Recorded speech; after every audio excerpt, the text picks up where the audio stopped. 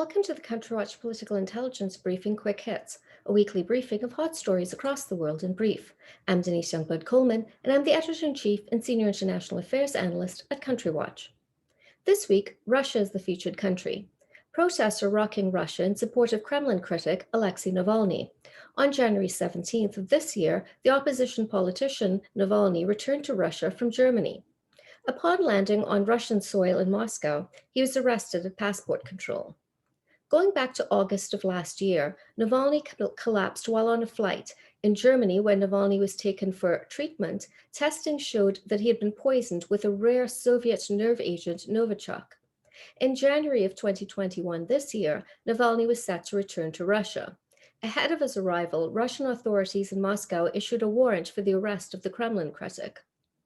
They claimed Navalny violated the terms of a suspended 3.5 year sentence that he received in 2014 for embezzlement charges. Throughout, Navalny has insisted the charges are politically motivated. On January 17th of 2021, Navalny flew from Berlin in Germany to Russia. Upon landing on Russian soil in Moscow, he was arrested at passport control. In the wake of his arrest, Navalny urged his supporters to take to the streets. Via social media, he posted a video urging his supporters to protest.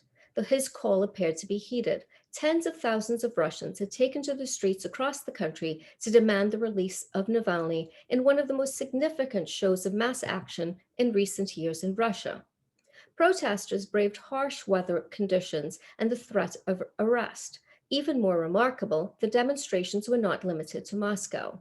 Indeed, mass demonstrations were taking place in frigid Siberia and from ports in the east all the way to the western part of the country. On January 23rd of this year, Pushkin Square in Moscow was home to one of the largest demonstrations in recent times, with riot police clashing with Russian protesters. A day later, on January 24th, at least 3,000 protesters had been arrested across Russia, including Alexei Navalny's wife, Yulia Navalnaya, who was later released, it should be noted. The reality was that Navalny had not been a rallying opposition figure in Russia until this point. While his anti-corruption stances have attracted attention, until recently he was more of a polarizing opposition figure than a galvanizing one.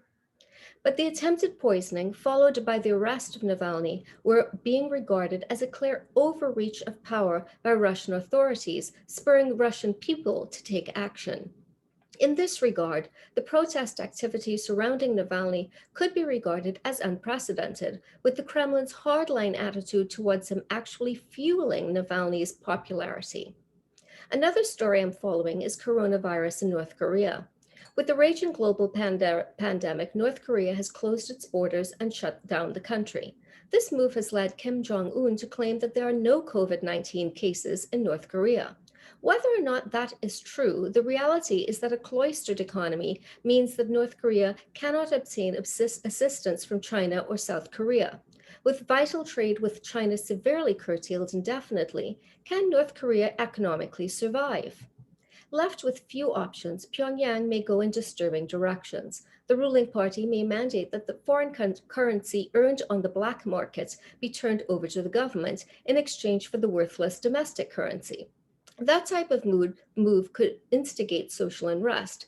Should domestic unrest over economic challenges intensify, Kim Jong-un may feel compelled to milk nationalist sentiment militarily.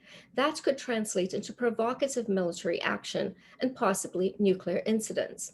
While a domestic rebellion might seem like an attractive option to outsider countries looking in, the uncontrolled collapse of the government in Pyongyang would also mean uncontrolled collapse of the nuclear weapon system, opening the door to a loose nuke scenario that the world has yet to grapple with. On the subject of coronavirus, in the United States, newly inaugurated President Joe Biden signed 10 executive orders aimed at expanding vaccine production and intensifying testing. The initiatives were detailed in a 198-page strategic plan to end the pandemic. In the meanwhile, the United States has been struggling to vaccinate its population. Despite the Pfizer and Moderna vaccines being approved by the Food and Drug Administration for emergency use, the vaccination numbers were relatively anemic. As of the last week of January of 2021, the Centers for Disease Control and Prevention, the CDC, reported that approximately 3 million people in the United States had received both shots of the COVID-19 vaccine. Also in the United States was the fact that the House of Representatives transmitted an article of impeachment against former President Donald Trump to the Senate, where he would be tried for his role in fomenting an insurrectionist attack on the Capitol. The trial was set for February. Other stories I'm covering and will continue to stay with next week are the government coalition collapsing and being reconstituted in Italy, as well as the upcoming Israeli elections. Is Conte going to hold on to his post as the technocratic prime minister in Italy? And is Netanyahu going to secure re-election in Israel despite the ongoing corruption charges he's facing? For more information about these and other stories, read my coronavirus report as well as my weekly political intelligence briefing, both of which are accessible from the front page of the Country Watch website at www.countrywatch.com. Thank you for your time, have a great day, and remember that we live in an interconnected world.